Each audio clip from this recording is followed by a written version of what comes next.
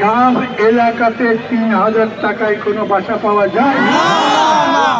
শিক্ষকরা প্রধানত শিক্ষা দেয়, ৫ মিনিট সময়ের মধ্যে সরতে পারল না বলে শিক্ষকদের উপরে লাঠি পেটা করা, আর যাই হোক মানুষের কাছ করতে পারে না।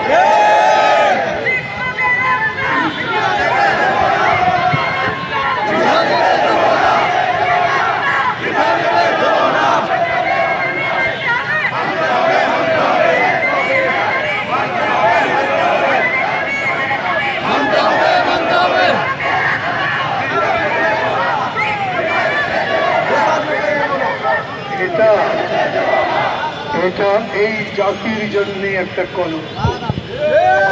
এই যে আপনারা আজকে সারাদিন এই রোদের মধ্যে এই শহীদ মিনারে আছে, গতকাল দুপুর থেকে এইখানে অবস্থান করছেন, আমার শিক্ষক কেন শহীদ মিনার দরকার?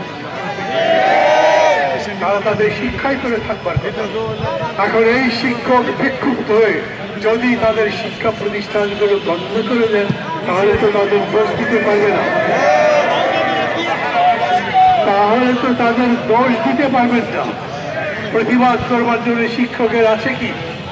রাজনৈতিক দলগুলো হরতাল ডাকে, রাজনৈতিক দলগুলো বিক্ষোভ মিছিল দেয়, রাজনৈতিক দল আরো অনেক কাজকর্ম করে। শিক্ষকরা প্রধানত শিক্ষা দেয়, শিক্ষকরা প্রধানত মানুষকে মানুষ গড়বার জন্য কাজ করে। তারা রাস্তার মধ্যে বিক্ষোভ যদি করে, তাহলে সারা দেশ চলবে কিরকম করে? কেন গতকাল দুপুর থেকে আজকে এই বিকেল 4:30-5টা পর্যন্ত কোন সরকারি প্রতিনিধি তাদের সঙ্গে কথা বলবার জন্য আসলো না? কেন এখন পর্যন্ত কেউ এসে এখানে প্রতিনিধিদের সঙ্গে কথা বলল না? আমি সেটা জানতে চাই। আমার কাছে বিষয়টার বিবেচনা খুবই স্পষ্ট। ৩,০০০ টাকায় ঢাকা কেন, একেবারে গ্রাম এলাকাতেও একটা বাসা পাওয়া যায়। আপনারা তো চাইছেন ৩,০০০, কত হয়?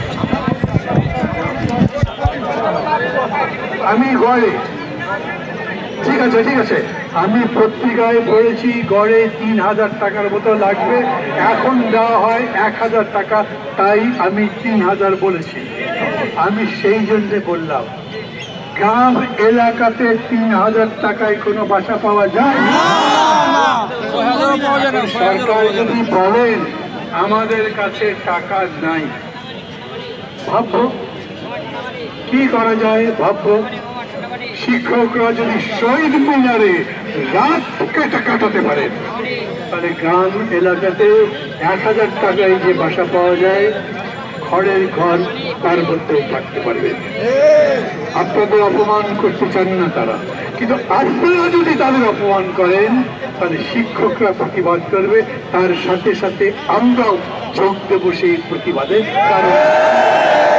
কারণ আমরা শিক্ষকদের সম্মান প্রতিষ্ঠা করতে চাই, আমরা দেশের সম্মান বাড়াতে চাই, আমরা সেই রকম একটা দেশ করতে চাই যেখানে অন্ন, বস্ত্র, শিক্ষা, চিকিৎসা, বাসস্থানের জন্য অন্তত দাবি করা যাবে, তার জন্য লাঠি পেটা হতে হবে।